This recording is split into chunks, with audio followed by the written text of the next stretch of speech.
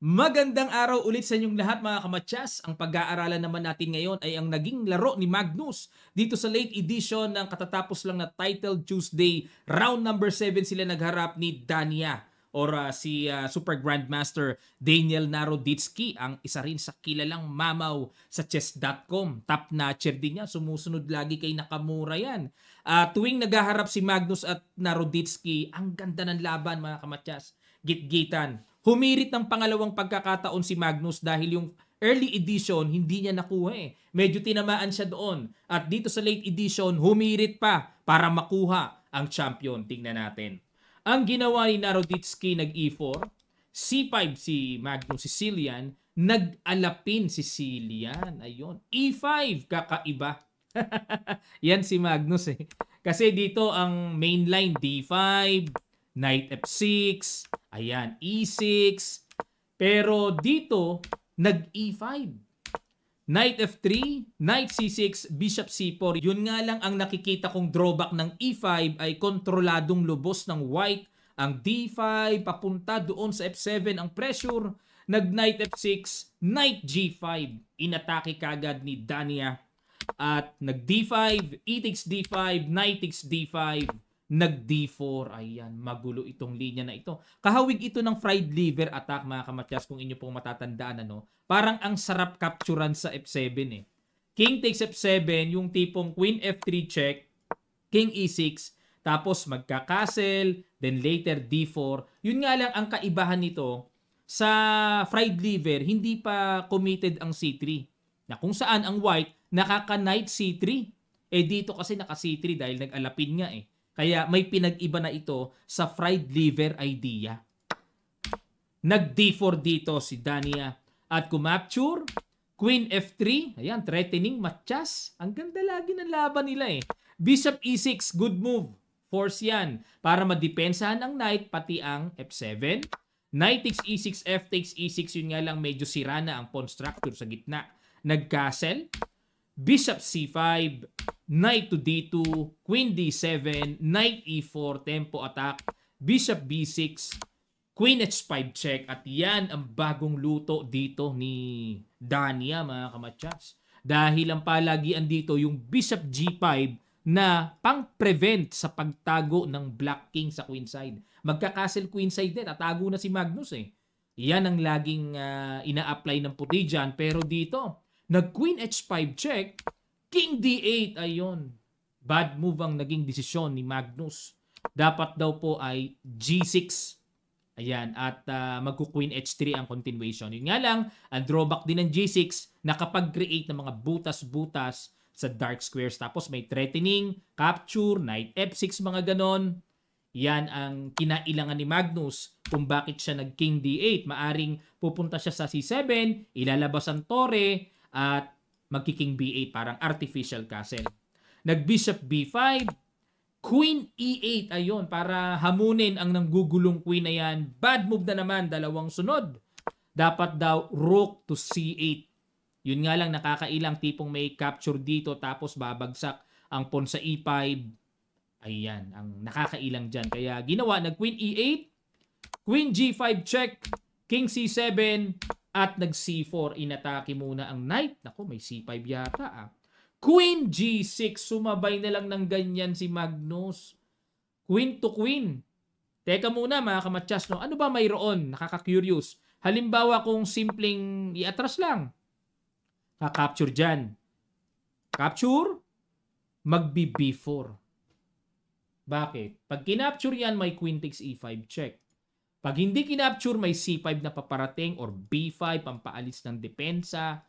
Nakakailang nga. Tunay na nakakailang.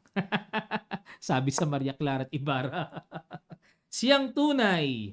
Queen G6 ang ginawa ni Magnus at dito po kinapture ang knight. Kasi dalawang dikit yan eh. Kung kakapture sa knight, kain din yung knight. Takes, ayun, nagpa one piece down. Sacrifice one piece dito si Magnus. Rook E8 para walang lundag ng check. Pero dito, hindi pa rin biro ah. One piece down si Magnus pero buo ang sentro mga kamatyas. Solid pa rin yan. Bishop D2, nag A6, Bishop A4, Rook HF8 at nag G3, G3, anong idea nito? Pasingaw lang sa back rank. D3, ayan na. Binuksan na ang pressure sa F2. Rook AC1, ayan, para i-pressure din ang knight pero bad move. Dapat daw ay B4. Ayan, mukhang bobomba, no? B5 ang threat. Pero nag-Rook AC1, King D6 umiwas sa C-file, at nag-King G2 na, iwas pin din, E4. O diba? Hindi pa rin biro eh. Mahirap pa rin. Nag-Bishop F4 check, at dito kinapture na ni Magnus. Talagang ubod ng tapang, ano? Rook F8 para kuhanin yan, at nag-Knight H3 para depensahan. Bad decision nga lang. Kasi parang napahasib, ano? Mangyari, taga-depensa lang. Dapat daw ay capture na, takes, and King G3. King ang dapat daw ipang depensa sa F4, at yung Knight, napakaganda na ng pwesto, hayaan na lang dyan. Okay? Pero, balik tayo sa nangyari, Knight H3, nag-Knight D4. Nakatakas naman dito si Magnus, buhay pa ang Knight, pero Brand X pa rin. Bakit ganon? Pero Knight D4 naman din ang tira ng computer. O, yan, o.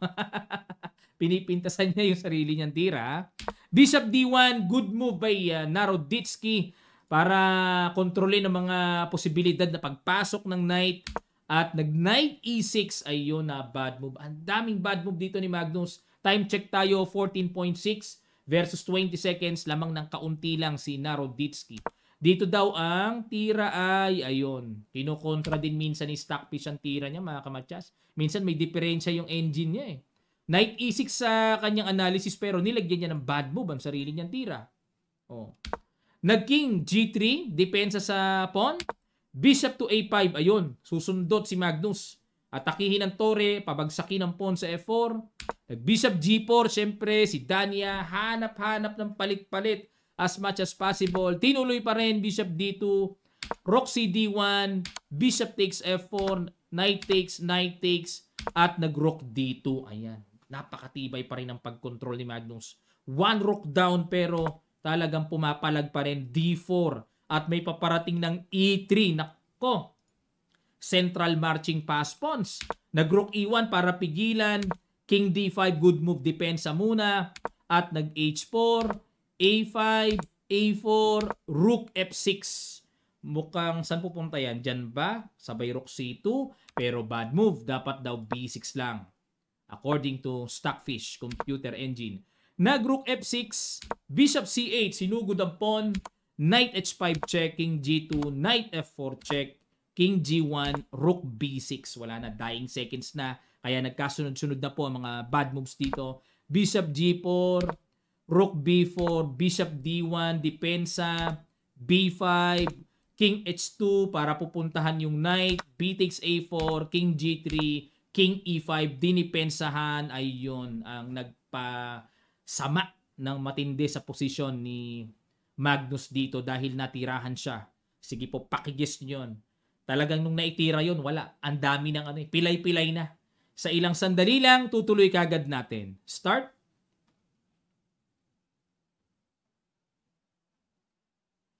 Maraming salamat po mga kamatsas. Bishop F3, good move. Simple lang para bungiin, bawasan ang rumaragas ang paggapang ng pawn. At Knight H5 check, King G2 check ulit, King G3 check ulit, King H2. Ayun, di nakadepensa ba? Wala, capture pa rin. Bakit po? May F3 eh, kitang-kita.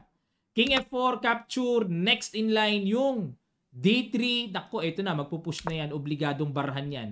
Dire-diretso yan. King G3, Rook B3 para depensahan, King F3, A3, capture, pinagpatong, bagsak. Wala, dalawang tore kasi yan eh. Duha ka tore bay. Ayan, oh. Rook E8 check at nag-resign dito si world number 1. Hindi ba niya nakuha? Hindi ko mo talo. Hindi niya nakuha ang kampyonato. Ito po ang standing. Ayan! Si Magnus pa rin ang nagkampyon. 9.5 points out of 11 rounds. Tied sila ni Su Yangyu ng China at ni Arjun Erigaisi with 9.5 points. Pero sa pataasan ng tiebreaks, ayun si Magnus ang nakakuha. Actually, ilan ba talo ni Magnus? Isa lang po kay Naroditsky. Napili ko yon kasi bihira nang matalo si Magnus eh. Kaya Pag yan, medyo bago-bago sa pandinig. Di ba? Bago-bago, wala. Bihira matalo yan eh. Yan po ang update dito sa katatapos lang ng late edition ng Titled Tuesday, Chess.com, Blitz Online. Magnus Carlsen po ang nakasungkit ng late edition. Ayan, satisfied na yan. O, kasi nung early edition, sinalihan niya, medyo sumemplang siya ron eh. Kapag nag-champion siya sa early edition, minsan hindi na siya naglalaro ng late edition eh. O, pero hinabol niya dito sa late edition. Aba, nakabawi. Wesley, wala na dito. Minsan si Wesley po naglalaro lang ng isang edition. After nun, pahinga na siya. Ayan. Meron naman naglalaro, dalawa. Sinusulit talaga. Sana makalaro din ako dito mga kamatyas. Nagkataon lang po na nitong nakaraan yung gout ko talagang matindi ang atake. Kaya hirap talaga ako maaga ako matulog. Nagpapahinga ako maaga. Pero ngayon, awa ng Diyos, medyo hupa-hupa na yung maga. Umiinom na rin po ako ng gamot. At salamat din po sa mga nananalangin na tayo ay gumaling kaagad ng mabilis. Ayan, maraming salamat. Magkita-kita pa tayo sa mga susunod pang chess updates.